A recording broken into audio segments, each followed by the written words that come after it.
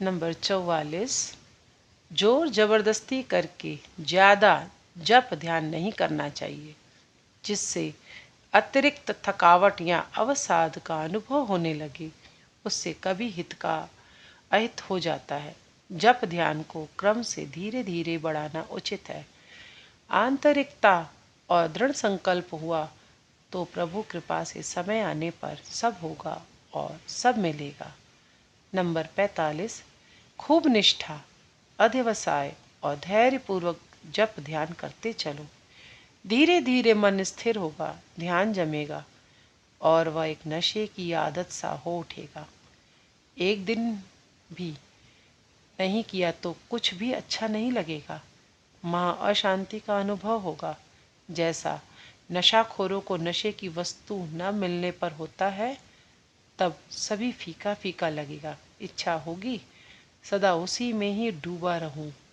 Number 46, Shiv और शक्ति, पुरुष और प्रकृति दोनों एक, एक में दोनों।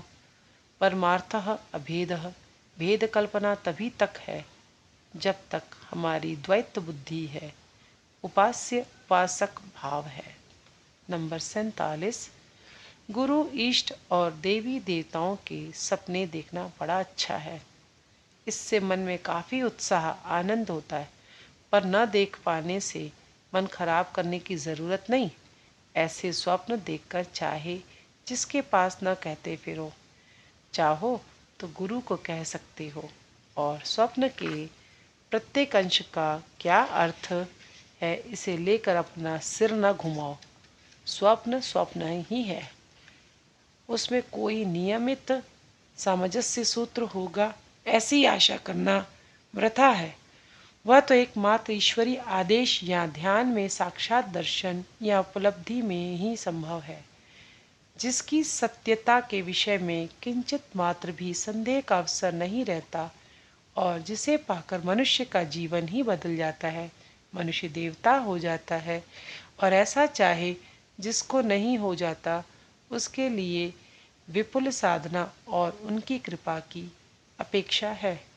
नंबर 48, किसी किसी को स्वप्न में मंत्र मिल जाता है, पर देखा जाता है अनेक जगह वह शास्त्र उन्मोदित नहीं, अथवा वह खुद ही की चिंता कल्पना से उचित हुआ होता है।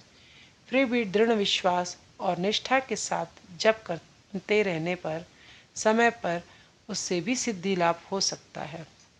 नंबर 49, एकांत जगह में क्षीण प्रकाश या अंधकार में ध्यान करना चाहिए। कपड़े लत्ते ढीले रखने चाहिए। मुंह बंद करके नाक से ही श्वास प्रश्वास निकालें।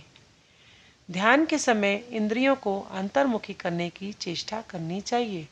आंखें बंद कर मानस दृष्टि हृदय में अर्थात अपने अंतर के ही भी अंतर में रखनी चाहिए और सोचना चाहिए कि इष्ट वहीं विराज रहे हैं। नंबर 50, ध्यान करते समय देह आत्मबोध यानी यह शरीर ही मैं हूँ, इस भाव को भुला दो। खुद को अहम अभिमानी बोध स्वरूप सूक्ष्म सत्ता अनुभव करो और इष्ट को सोचो, उपाधि रहित नित्य शुद्ध बुद्ध मुक्त चैतन्य स्वरूप। वे तुमसे तुम्हारे बोध में बोध स्वरूप से निवास करते हैं और तुम भी उनमें उनके बोध में बोध स्वरूप से रहते हो। ये बातें साधना सापेक्ष हैं, बातचीत में बतलाई नहीं जा सकती। पाशबद्ध जीव, पाश मुक्त शिव। नंबर 51, ध्यान करते समय सोचो, हे प्रभु, परमार्थतः मैं तुम्हारा ही स्वरूप हूँ। केवल माया मोह से बद्ध होकर मैं मेरा मेरा करते देह में आत्मबुद्धि करके कुचिंता कुवासना कुवृत्ति के वश में होकर मेरी ऐसी दुर्दशा हुई है।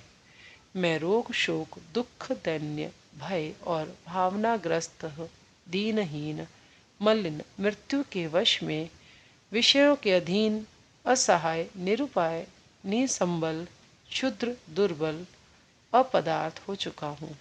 हे प्रभु, तुम अपने गुणों से मुझ पर दया करके मेरी समस्त पाप राशि, दोष राशि, अभाव राशि, दुर्दशा राशि जड़ से नष्ट कर दो, जिससे कि मैं तुम्हारे नित्य सत्य स्वरूप की प्राप्ति कर सकूं, अपने यथार्थ स्वरूप नित्य शुद्ध बुद्ध मुक्त स्वभाव की उपलब्धि कर सकूं, मेरे अंदर जो अनंत शक्ति निद्रित निर्जीव अवस्था में पड़ी है उसे जागृत कर सकूं।